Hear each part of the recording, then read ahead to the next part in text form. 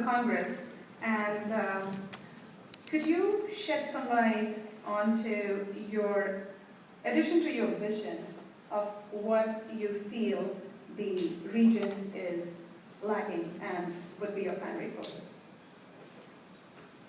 Apart from the education and the thriving economy value statements. Before I answer that, I do want to address one aspect of what I heard in the words that Free just said, is this issue of urgency. We don't have time to wait if we're going to have a serious effort at economic recovery and development. And the thing that I'm pleased in sitting up here listening as you are out there is I hear all three of these mayors talking about, let's get this done. Let's move, let's move. And I can tell you from an investor standpoint, and Darrell I'm sure will back this up, that's just music to the ears of an investor. I mean, come on, let's go, let's get it done. So, thank you. I kind of get wound up and stuff. So, in terms of our community and our region as a whole, we have certain natural advantages, and we have certain natural disadvantages. Our natural advantages, Christopher talked about a little bit in terms of the foreign companies that are investing in West Sacramento. So we have available water, and we're close to ag. I mean, hello? We're in the Central Valley. There's 297 different individual crops grown in the state of California. 297. It's the largest industry in California. It dwarfs every other one. We have two good freeways. We're at the intersection of the major West Coast north-south freeway that extends from Alaska to Tierra del Fuego. We're also at the western terminus that goes from San Francisco to New York City.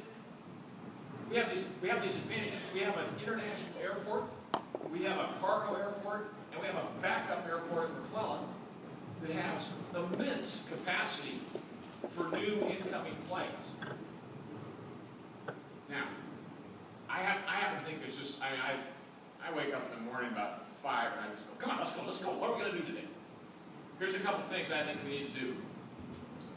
Number one, we need to decide who we are. Right? Who are we? Are we a high-tech, I don't remember which of you said, are we a high-tech place? Are we like biomechanical? Are we Genentech? Who are we?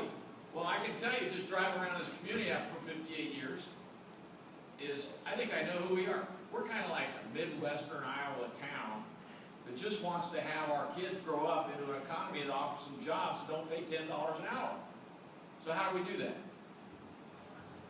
We invite people in who have capital to deploy, who will build the companies or the structures, the business locations that will let our kids have a job.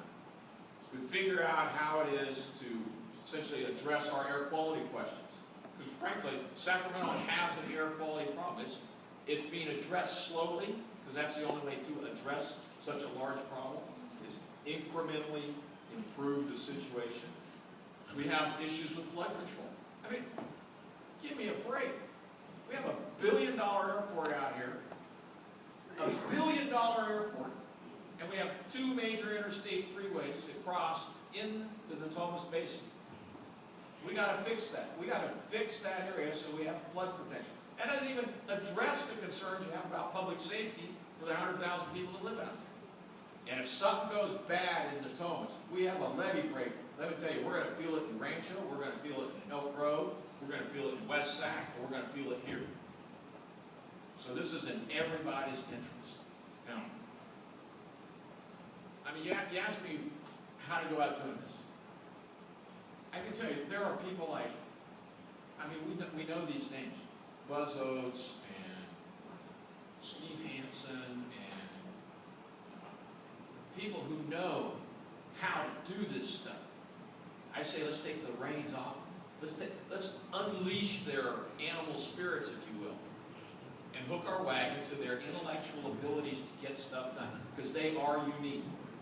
These people are unique. They're not like most of us. They can look at a problem, they can figure out from a process how to go from where we are to where we want to be. They're doing that in your cities. You see it. Darrell's doing it over on Richards Boulevard next door to my property. Let's let the horses run. It's kind of my attitude. I don't know how else to answer your question. No, it does. And thank you. I see that you're very passionate about it, and I'm sure each one of us is related to that, so thank you very much.